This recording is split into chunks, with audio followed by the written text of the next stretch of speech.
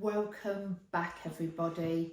On day 2, we've come back together now to share the nation's story. And this is the roll call of who's made it into the final story for today. Our wonderful film, La Luna, has meant that we've been able to build a story called The Moon. So, let's go through the roll call. Chunk 1, we have Rosie writing for us. She's age 10. We have Annalise. She's also age 10. She's written chunk 2. Tabitha's coming in with chunk 3. Eva is age 7 with chunk 4. Thank you, Oliver Rock. Great name. Coming in, and he's age 6. Who's written chunk 6? Well, that's James Cartmail, age 10. Thank you, Max Walker, who's 5. You wrote chunk 7. Riley, you came in with chunk 8 and you're 9 years old. And Alyssa Black, thank you so much, 8 years old, writing for us our ending. Thank you for being here. Here's our story, The Moon. As the jet black sky melted into the cobalt horizon, a solitary wooden boat drifted on the water's surface. Peeling paint on the ancient vessel revealed its name, La Luna. Sat in between a man and a father, a small boy named Luca. He gazed inquisitively at the ripples pooling around the rhythmical oars.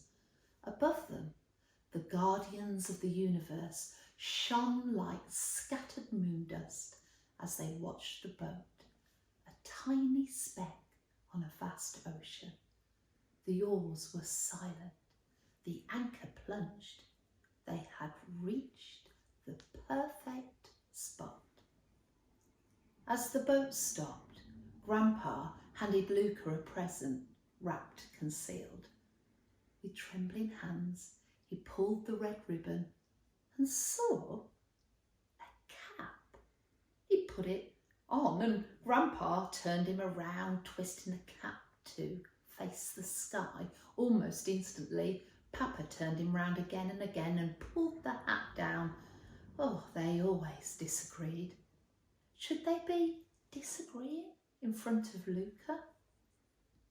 Staring at each other in silence, Luca gazed at his Papa and Grandpa and both grinned back, and suddenly Luca noticed his Papa gently scratch his moustache. He brought his own mirror in hand slowly up to his nose, and in that moment his elderly Grandpa itched inside his wrinkly ear, and again Luca copied. Neither his Grandpa nor Papa took any notice of him. He stared up at them, bewildered. What had he done wrong? All of a sudden, the glinting, glimmering, glistening moon shone impressively down on them. Before Luca had even had time to gaze at the moon, Papa passed him the anchor. He was about to throw the anchor overboard when his Papa pulled a long ladder from under his seat. Luca's eyes widened. Dumbstruck, Luca strapped the heavy anchor to his back and started to climb. Where was he going, and why would he need an anchor on his back? The boy thought.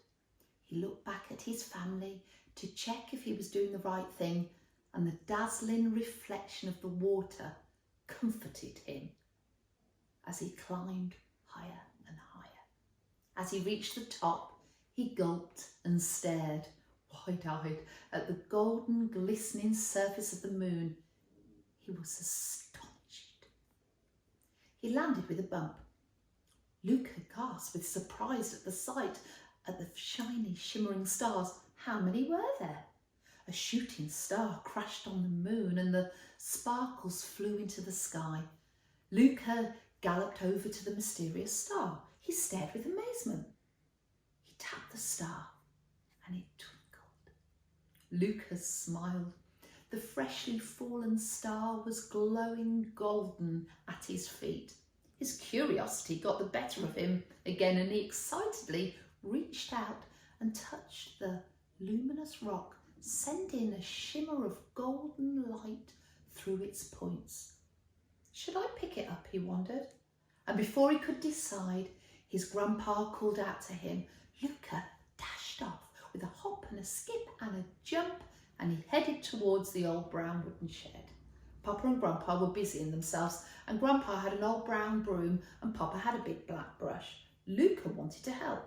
Which one is better? He asked himself as Papa and Grandpa began to argue again. Luca smiled and waited.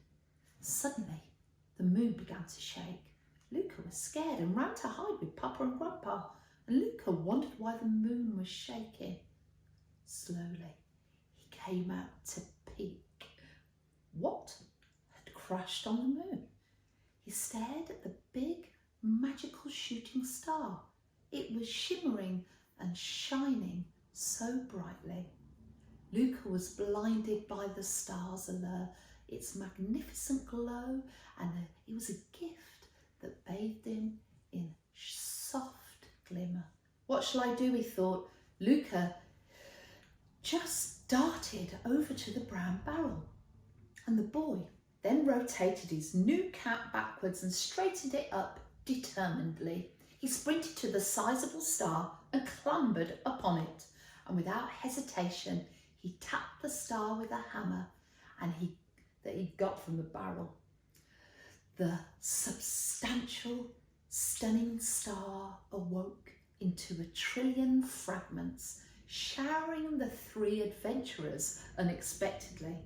Papa and Grandma chuckled with glee. Oh, their boy had did it. As Luca raked up the stars, he paused. He looked at Papa and Grandpa lovingly as they helped Luca, and then he continued to keep raking. He gazed at the dark, dreamy night. He felt happy. Then they finished, and Luca asked himself, how are we going to get back down?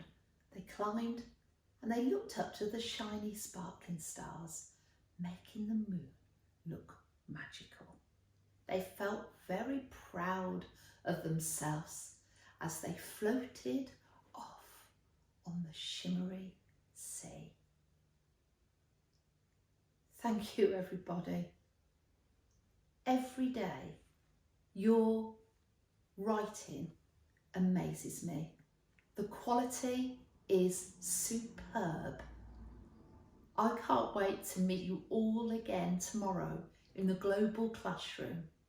And remember to send your work in using the hashtag #SuperSentenceStackers.